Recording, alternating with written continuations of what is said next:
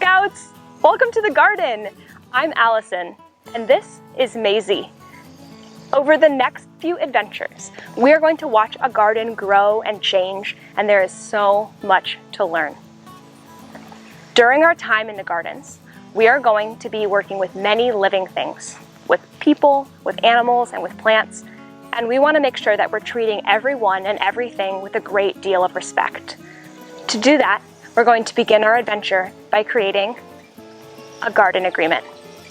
Let's dig in. To create my garden agreement, I went to Camden St Learning Garden to speak with my friends Marshall, Clara, and Cynthia. Together, we came up with a list of rules and guidelines that we wanted to follow to make sure everyone in our garden was happy, healthy, and safe. This is my friend Clara. She's a community gardener at the Camden St Learning Garden. This is Marshall. Marshall is the Urban Agriculture Coordinator at the Camden St Learning Garden. And this is my friend Cynthia. She is also a gardener at the Camden St Learning Garden here in Raleigh.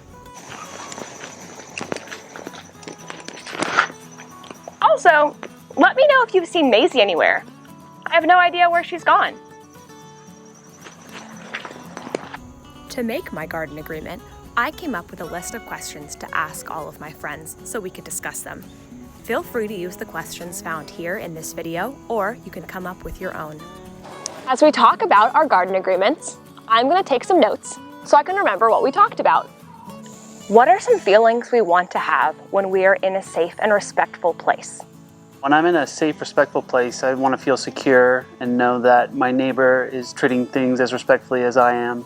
I think when we come into the garden, what would help us to feel that this is a safe and respectable place is to maybe use your imagination. It is kind of a magical kingdom.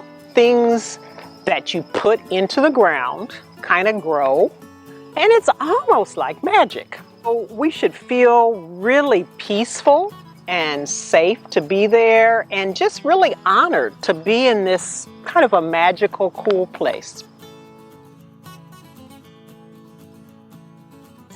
How do we want to feel when we're working in our gardens?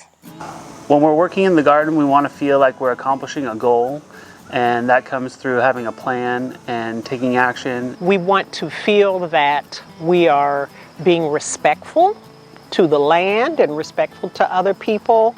It's kind of a sense of I am in partnership with the earth, and just kind of a feeling of awe of seeing what we're going to create. How can we make sure other people feel those feelings too? Being kind to one another and respecting what they're doing and what all of us as a collective group is trying to do. We can treat other people as we would want to be treated ourselves. What are some rules that help us stay safe in the garden? Not to play around, because the garden is not a playground. It's a place where you should feel really like you're on a mission and you have a job to do.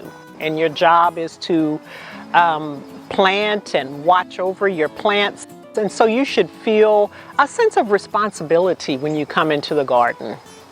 I think the biggest rule is always to walk in the garden. When you walk, you're being very, very safe, and you're also more likely to notice things while you're in the garden. What are some tools that we really want to make sure we know how to use? The biggest tools that I use in the garden are my pruning shears, my trowel, and my digging fork. And some things to keep in mind is just to use those tools with respect, because they are tools and not toys. The watering cans can be pretty heavy, and so you can't fill them up too high, or else you would need an adult to help you carry them. What should be the rule if we want to try and eat something in the garden? I think the rule should be respect our fellow gardeners, not, just go and get, produce out of their beds. I just think it's more respectful to ask first.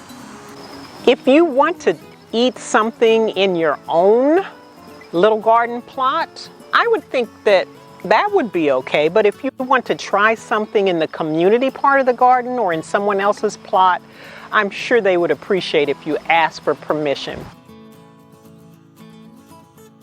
What are some things you've learned about treating animals and plants well? I stick to the golden rule and always treat animals and plants the way that I would like to be treated. I always want to be careful when I'm handling animals or when I'm working with plants that I'm not damaging them or killing them. I think animals understand our energy. Plants are the same.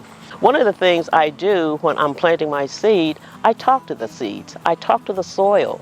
And as the little sprouts push their little sprigs and their little leaves up above the soil, and I go to visit my garden bed, as I'm patting the soil and looking at the little plants, I talk to them.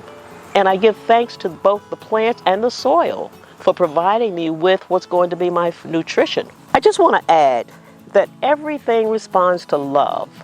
There is an energetic connection between life, and that includes plants and animals. What are some things you enjoy doing with other people in your garden? Conversations we're having, exchanging ideas about what to plant during a certain season, the community, the gardeners, the garden itself, and just general interaction, the camaraderie that we have formed since, the gardeners. I really love planting and harvesting. It's really fun to always see that sprout emerge from that seed, and I really enjoy harvesting with a group and enjoying the fresh produce in the garden with all of my friends. What are some jobs that are easier to do if you have a few people, instead of just doing them by yourself? Definitely digging a row and cultivating. That's always tough, and I would say flipping a compost pile is always better if you have some friends. The overall care of the garden at large, that's done best if we have, a group of people to work it, as opposed to, just one person or two people. What should I do if someone in our community isn't following our garden agreement? I would very quietly and very respectful just remind them of what the rule is. If someone's not following our garden agreement, a friendly reminder is always good, and if it continues, it might be something that you may need to tell an adult about. What is something you've done and said to make up for hurting someone's feelings? Whenever I hurt someone's feelings, I always want to try to understand where they're coming from and live in their shoes, because maybe I didn't mean to say something mean, but it's more about how it affected that person than my intention. Oh my. I have two girls, and when they were young, we taught them to tell each other when they had done something to hurt the other's feelings, to say, "I'm sorry, will you forgive me?" And then it is the other person's responsibility to say, "Yes, I forgive you." It's very important to ask someone for their forgiveness if you feel that they've hurt or you've hurt their feelings, and that way your friendship can continue going forward in a positive way.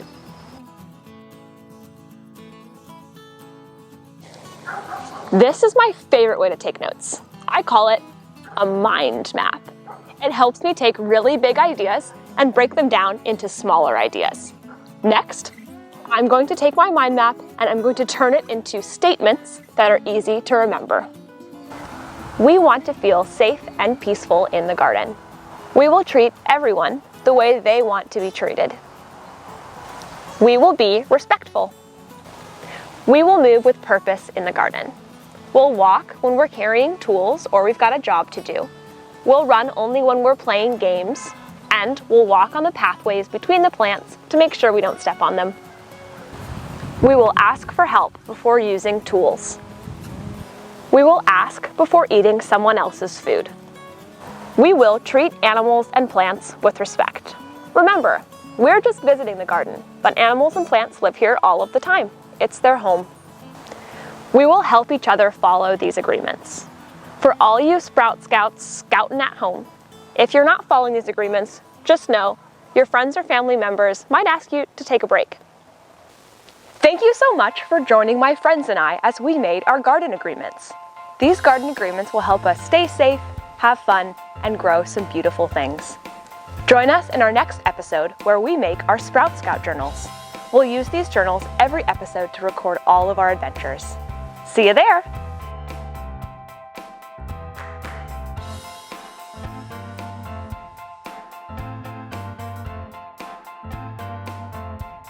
Sprout Scouts sprouting at home. They can be kind of hard to deal with also. Sorry about that. I forgot to silence. That was beautiful. I can tell you're a writer. Well, thank you. Do you have a favorite gardening tool? My shovel, I think. Yeah, I think that's my favorite because it helps to turn the dirt and it tells me that I'm getting closer to my objective.